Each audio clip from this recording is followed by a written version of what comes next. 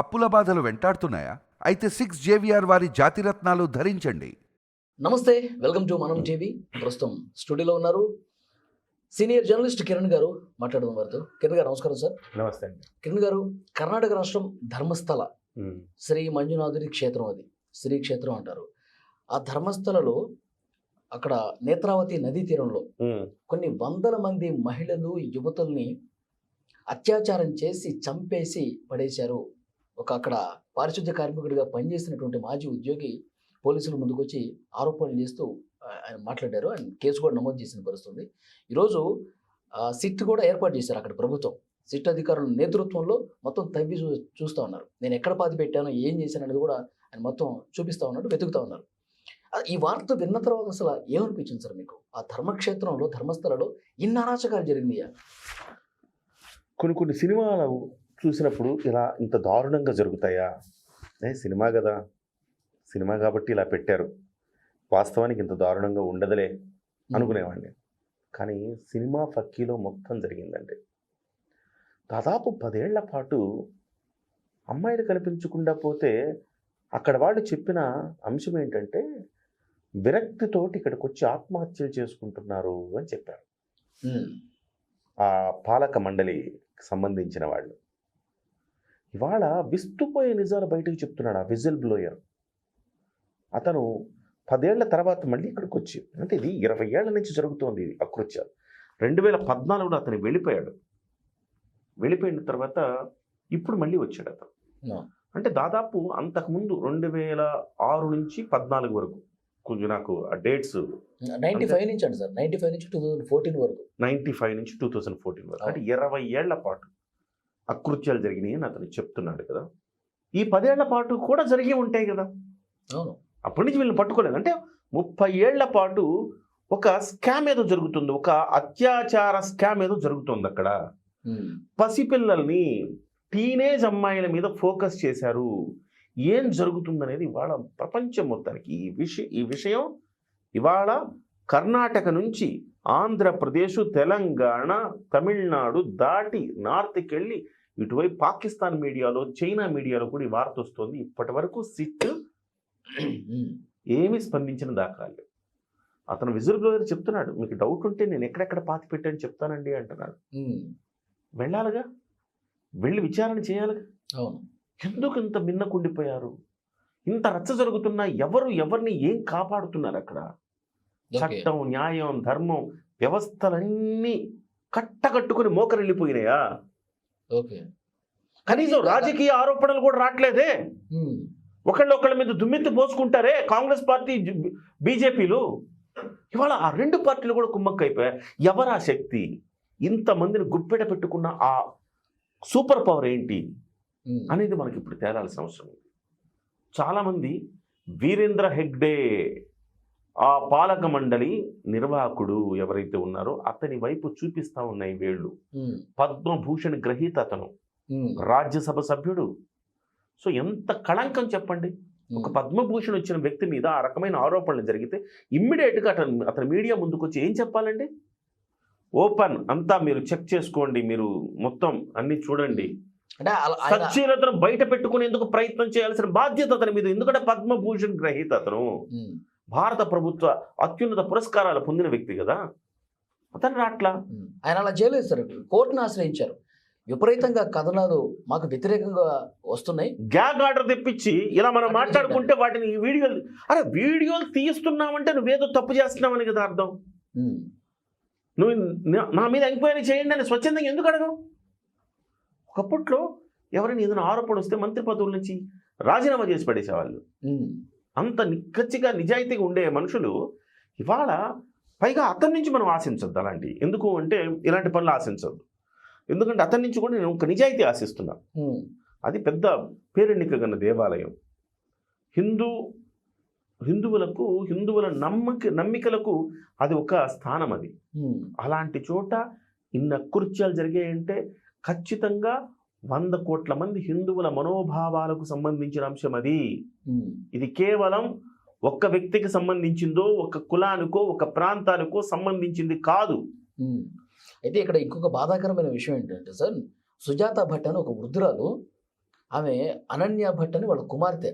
ఇక్కడ మణిపాల్ మెడికల్ కాలేజీలో ఆమె కనీసం స్టూడెంట్. అదే ఆ సుజాత భట్, అనన్య భట్ ఎప్పుడో ఆ ఆలయంలో తిరుగుతూ తప్పిపోయింది.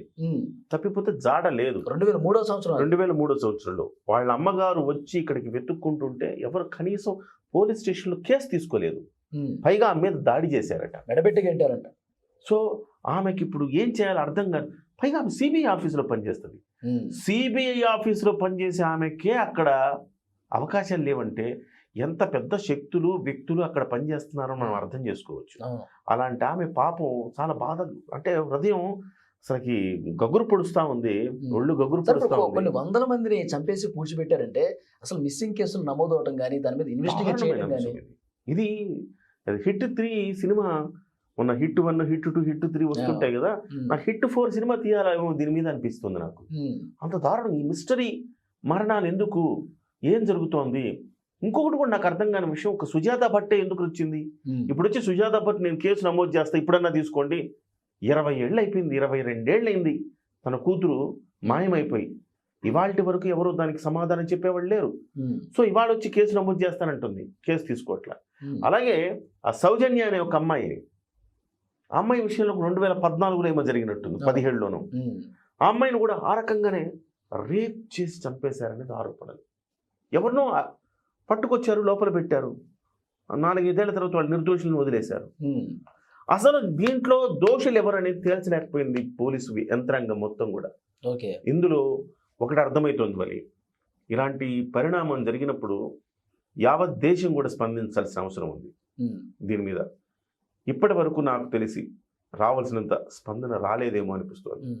మీడియా ఎంత చేస్తున్నా గ్యాగ్ ఆర్డర్ తెచ్చి వాళ్ళు దాన్ని వీడియో డిలీట్ చేస్తున్నారు అంటే వాళ్ళకి ప్రజల్లోంచి స్పందన రావాల్సిన అవసరం ఉంది. ఇలాంటి మీడియా వీడియోలు చూసిన తర్వాత అయినా కానీ ప్రజలు స్వచ్ఛందంగా స్పందించి దీని మీద ఒక పెద్ద ఎత్తున హెసిటేషన్ చేయాల్సిన అవసరం ఉంది. పవన్ కళ్యాణ్ గారు దీని మీద రియాక్ట్ అయితే ఇంకొంచెం బాగుంటుందేమో అని చెప్పి అభిప్రాయం కొంతమందికి. ఏమంటారు? బహుశా పవన్ కళ్యాణ్ గారి దాకా ఈ అంశం వెళ్ళిందో లేదో నాకు తెలియదు. బహుశా వెళ్ళుంటే ఖచ్చితంగా ఆయన స్పందిస్తారు. గతంలో కూడా మన ఆంధ్రప్రదేశ్ నుంచి కూడా ప్రభుత్వంలో లెక్కలు చాలా చూపిస్తున్నారు, కానీ దానికి ఆధారాలు భక్తులు వెళ్తారు సార్ శ్రీశైల క్షేత్రం అంటే. డెఫినెట్గా ఇది హిందువుల నమ్మికకు సంబంధించిన అంశం, మనోభావాలకు సంబంధించిన అంశం కాబట్టి దానికి ఒక క్లారిటీ రావాల్సిన అవసరం ఉంది. దాంట్లో ఆ సచ్ఛీలత్వ అనేది నిరూపించాల్సిన అవసరం ఉంది. అవసరమైతే ఆ ట్రస్ట్ని రద్దు చేసి ప్రభుత్వ ఆధ్వర్యంలో తీసుకోవాల్సిన అవసరం ఉంది. ఎందుకంటే వాళ్ళ ట్రస్ట్ మీద ఆరోపణలు ఉన్నాయి. ఏం చేస్తారు? ఇమ్మీడియట్గా మిమ్మల్ని తొలగించి దర్యాప్తు చేస్తారు కదా. పోలీసులు అయినా అంతేనా? ఒక ఎస్పీ మీద ఆరోపణలు వచ్చినాయి, ఆయన అదే డ్యూటీలో ఉంచి చేయరు కదా, ముందు ఆయన తీసేసిగా చేస్తారు. అట్లా ధర్మస్థలిలో ముందుగా ఇమ్మీడియట్గా ఈ పాలక మండలి మీద చర్య తీసుకోవాలి, అట్లీస్ట్ పాసిఫై చేయాలి. ముందు వాళ్ళు వీటిని ప్రభావితం చేయకుండా చేయాలి. కానీ ఎక్కడ యంత్రాంగం కదలట్లేదు కదా. అంటే కొంతలో కొంత ఇవి నిజాలా కాదా ప్రాథమికంగా నిర్ధారించుకుని చర్యలు తీసుకున్నాను. ఇక్కడ ప్రాబ్లం ఏంటంటే నేను ఇంకొక కోణంలో చెప్తున్నా. సుజాత భట్ ఒక్కటే ఎందుకు వచ్చింది? చాలామంది అమ్మాయిలు మిస్ అయ్యారు కదా, ఆ తల్లిదండ్రులందరూ ఎందుకు రావట్లేదు? ఇంత పెద్ద ఇష్యూ జరిగిన తర్వాత మా పిల్లలు కూడా అక్కడ మిస్ అయ్యారని రావట్లేదు కదా వాళ్ళు అనేది ఇంకొక క్వశ్చన్ రేజ్ అవుతుంది. అంటే వీళ్ళు చెప్పేది అబద్ధమా అనే క్వశ్చన్ రైజ్ అవుతుంది. అబద్ధమా అనేదన్నా నిరూపించాలి కదా అంటా నేను. ఇప్పుడు వాడేమంటున్నాడు, వాడు స్కెలిటన్ స్కల్ తీసుకెళ్ళి అంట బ్యాగ్లో ఇదిగోండి అని చెప్పి చూపించాడంట. చూపిస్తా విజిల్ బ్లోయర్, నేను పలానా చోట పాతి పెట్టాను రండి మీకు చూపిస్తానన్నా అంట. మీరు వెళ్ళాలి కదా అక్కడికి. మీరు వెళ్ళి వాడు చెప్పేది నిజమా కాదా అనేది తేల్చాలి కదా. ఇన్ని రోజులు ఎందుకు మీనమేషాలు లెక్కిస్తున్నారు?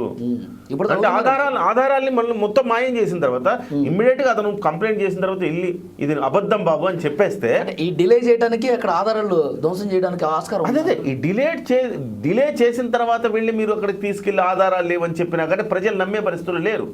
ఓహో వీళ్ళు ఏదో మేనేజ్ చేశారు అని అనుకుంటారు కదా. సో ఇక్కడ కర్ణాటక ప్రభుత్వము దోషిగా మిగులుతోంది ఇక్కడ. అలాగే దక్షిణ కన్నడ జిల్లాల్లో బీజేపీ చాలా బలంగా ఉంటుంది. సో కేంద్ర ప్రభుత్వం దీని మీద జోక్యం చేసుకోవాలి. కేంద్ర ప్రభుత్వం మిన్నకుండిపోయింది.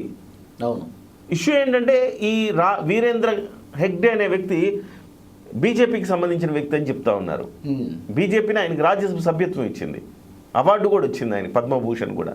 అలాంటప్పుడు బీజేపీ ఆ విషయంలో అందుకోసం బీజేపీ కామ్ అయిపోయిందా? ఇటు ప్రభుత్వం కామైపోయింది. అంటే రెండు అధికార ప్రతిపక్షాలు కుమ్మక్కైపోతే ప్రజలకు ఎంత న్యాయం జరిగే అవకాశం అస్సలు లేదు. అవును. అధికార ప్రతిపక్షాలు కుమ్మక్కయ్యాయి, ప్రభుత్వ యంత్రాంగాలన్నీ కూడా మోకరిల్లిపోయాయి. ఇలాంటప్పుడు వాస్తవాలు జనానికి ఎట్లా తెలుస్తాయి?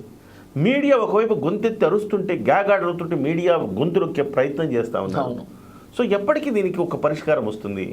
వెంటనే ఇది పవన్ కళ్యాణ్ గారు స్పందించాల్సిన అవసరం లేదు, కానీ నేను అంటాం ఏంటంటే ప్రధానమంత్రి నరేంద్ర మోదీ గారు దీని మీద ఒక ఎంక్వైరీ కమిషన్, సిబిఐ ఎంక్వైరీకి వెళ్ళాలి.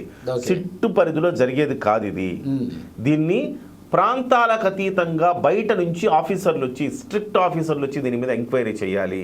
ఓకే. అప్పుడే దీంట్లో వాస్తవాలు వెలుగులోకి వస్తాయి. లేదంటే ఇక అనవసరమైన మచ్చ ఆ టెంపుల్ మీద పడుతుంది. నా బాధ అంతా ఏంటంటే ఒక హిందువుగా అలాంటి మచ్చలు అలాంటి టెంపుల్స్ మీద పడకూడదు. ఎంతో అద్భుతమైన పవిత్రమైన క్షేత్రం అది.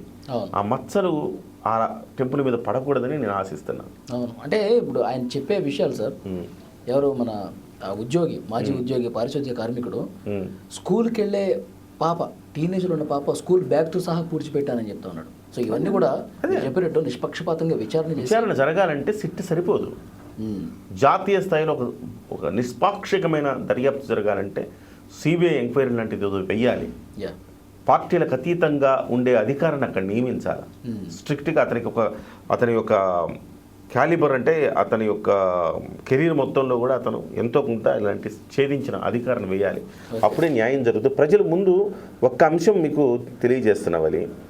న్యాయం చేయడం ఎంత ముఖ్యమో న్యాయం జరిగిందని చెప్పడం కూడా అంత ముఖ్యం. న్యాయం జరిగింది ఈ కేసులో అని చెప్పాల్సిన, అది ప్రజల్ని నమ్మించాల్సింది కూడా అవసరం ఉంది ప్రభుత్వం మీద.